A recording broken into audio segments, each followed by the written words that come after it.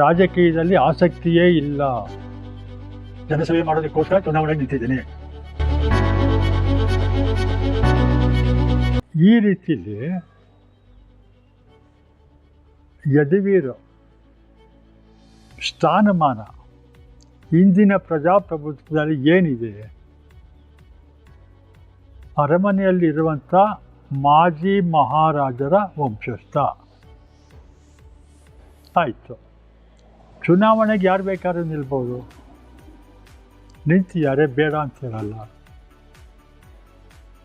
ಯಾರೂ ಬೇಡ ಅನ್ನೋಕ್ಕಾಗಲ್ಲ.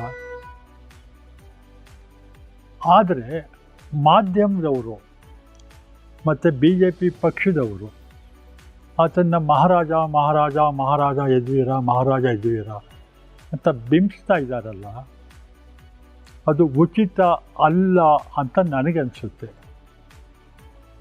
ಚುನಾವಣೆಯಲ್ಲಿ ಸ್ಪರ್ಧೆ ಮಾಡ್ತಾ ಇರೋರು ಪ್ರತಿಯೊಬ್ಬರೂ ಸಮಾನ ಮನುಷ್ಯರೇ.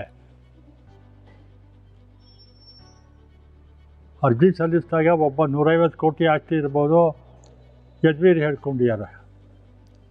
ಹೇಳ್ಕೊಳ್ಳಿ, ನನಗೆ ಸ್ವಂತ ಮನೆ ಇಲ್ಲ, ಸ್ವಂತ ಕಾರ್ ಇಲ್ಲ, ಸ್ವಂತ ಸ್ಕೂಟರ್ ಇಲ್ಲ, 1 ಲಕ್ಷ ರೂಪಾಯಿ ಬ್ಯಾಂಕ್ ಬ್ಯಾಲೆನ್ಸ್ ಇದೆ ಅಂತ ನಾನೆಲ್ಲ ಪೇಪರಲ್ಲಿ ಓದಿದ್ದು.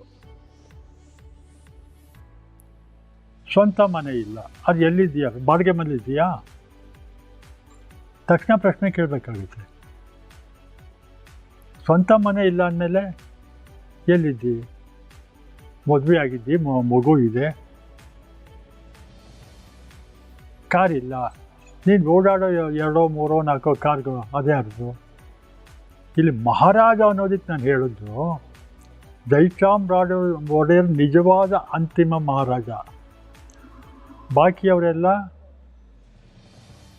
ದಸರಾ ಟೈಮಲ್ಲಿ ಮಾತ್ರ, ಸಿಂಹಾಸನದಲ್ಲಿ ಕೂರೋ ಟೈಮಲ್ಲಿ ಮಾತ್ರ ಮಹಾರಾಜ ಅಂದ್ಕೊಂಡು ಕೂತ್ಕೊಳ್ಳೋದು.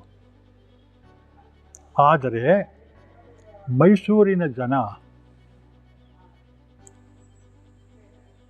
ನಾಲ್ವಡಿ ಕೃಷ್ಣರಾಜ ಒಡೆಯರು, ಅವ್ರ ತಂದೆ 10ನೇ ಚಾಮರಾಜೇಂದ್ರ ಒಡೆಯರು, ಅವರಪ್ಪ ಮುಮ್ಮಡಿ ಕೃಷ್ಣರಾಜ ಒಡೆಯರು, ಜಯಚಾಮರಾಜ ಒಡೆಯರು, ಇವರು ಸಮಾಜಕ್ಕೆ ಕೊಟ್ಟಿದ್ದಂಥ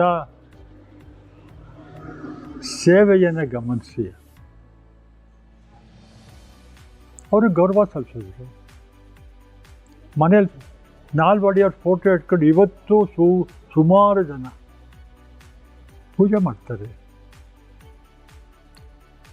ಅನ್ನದಾತ ಸುಖಿ ಬಾಬಾ ಕೈ ಮುಗಿತಾರೆ ಇವತ್ತು, ಅವ್ರು ನೆನೆಸ್ಕೊಂಡು, ಅದು ಅವರ ಮಾಡಿದ ಕೆಲಸದ ಹೆಸರು ಹೇಳ್ಕೊಂಡು,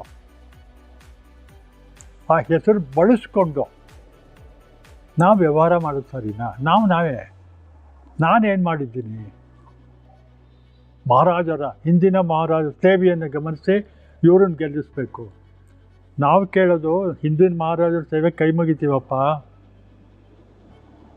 ನೀನೇನು ಮಾಡಿದ್ದಿ ಹೇಳು, ಇದುವರೆಗೆ ಏನು ಮಾಡಿದ್ದಿ, ಮುಂದೆ ಏನು ಮಾಡ್ತೀವಿ ಹೇಳು.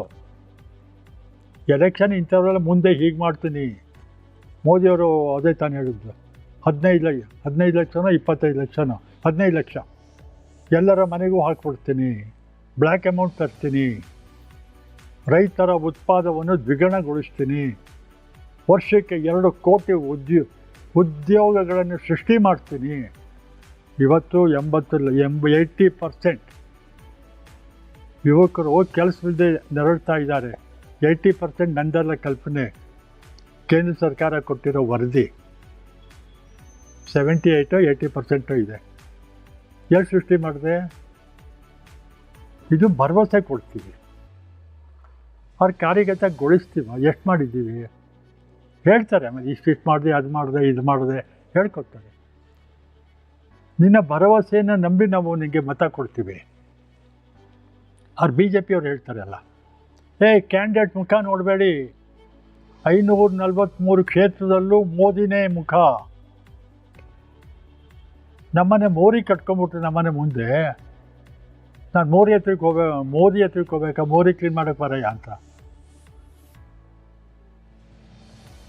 ನಾವು ನೋಡುವುದು ಕೇಂದ್ರದ ವ್ಯಕ್ತಿಗಳನ್ನಲ್ಲ. ನಾನು ನಾವು ಓಟು ಕೊಡುವ ವ್ಯಕ್ತಿ ಗೆದ್ದ ಮೇಲೆ ಅಥವಾ ಗೆಲ್ಲದೆ ಹೋದ್ರೂ ನಮ್ಮ ತಲೆನೋವು ಬಂದಾಗ ಆಸ್ಪತ್ರೆಗೆ ಕರ್ಕೊಂಡು ಬರ್ತಾನ, ನಮ್ಮ ಹಿಡ್ತಿಗೆ ಸಿಗ್ತಾನ, ನಮ್ಮ ಜೊತೆ ಸಮಾನವಾಗಿ ಸ್ಪಂದಿಸ್ತಾನ, ಅಂಥ ವ್ಯಕ್ತಿಯನ್ನು ಆಯ್ಕೆ ಮಾಡ್ತೀವಿ ನಾವು. ಅವ್ರು ಮೋದಿ ನೋಡ್ಕೊಂಡು ಓಟ್ ಹಾಕಿ. ಈಗ ಅದೇ ಹೇಳ್ತಾರೆ, ಯಜ್ವೀರನ ಮುಖ ನೋಡಬೇಡಿ, ಮೋದಿ ಮುಖ ನೋಡ್ಕೊಂಡು ಓಟ್ ಹಾಕಿ. ಮತ್ತು ಯಜ್ವೀರ ಹಾಕಿರ್ಬೇಕಲ್ಲಿ. ಈಗ ಯಜ್ವೀರಿನ ಪ್ರಶ್ನೆ ಬಂದಾಗ ದಿಂದ ಪ್ರಭಾವಳಿ ಬಂದಿದೆಯಲ್ಲ, ಹಿನ್ನೆಲೆ ಇದೆ, ಅರಮನೆ ಹಿನ್ನೆಲೆ ಇದೆ, ಪೂರ್ವಜರ ಹಿನ್ನೆಲೆ ಇದೆ. ನೀನು ಅದರ ಹಿಂದಿನ ರೂಪದಲ್ಲಿ ನಿಲ್ತಾ ಇದ್ದೆ. ಸಾಮಾನ್ಯ ಮನುಷ್ಯನಾದ್ರೂ ಆ ಬ್ಯಾಕ್ಗ್ರೌಂಡ್ ಇದೆ. ವೋಟರ್ಗೆ ಅದೂ ಕೌಂಟ್ ಆಗುತ್ತೆ. ಅದಕ್ಕೆ ಮಹಾರಾಜ ಅಂತ ಅವ್ರು ಹೇಳೋದು. ನನ್ನ ಕೊನೆಯ ಪ್ರಶ್ನೆ, ಸಾಮಾನ್ಯ ಮನುಷ್ಯನಾಗಿ ಸ್ಪರ್ಧೆ ಮಾಡಿ ಗೆಲ್ಲಬೇಕು. ಮಹಾರಾಜ ಹೆಸರನ್ನು ಬಳಸೋದು ಸರಿ ಇಲ್ಲ, ಸೂಕ್ತ ಅಲ್ಲ. ಅದು ಮಹಾರಾಜನ ಪದನೇ ಇಲ್ಲ, ಮಹಾರಾಜತ್ವ ಇಲ್ಲ. ಅದ್ಯಾಕೆ ಮಾಧ್ಯಮದವರು ಮಹಾರಾಜ ಅಂತಾರೆ?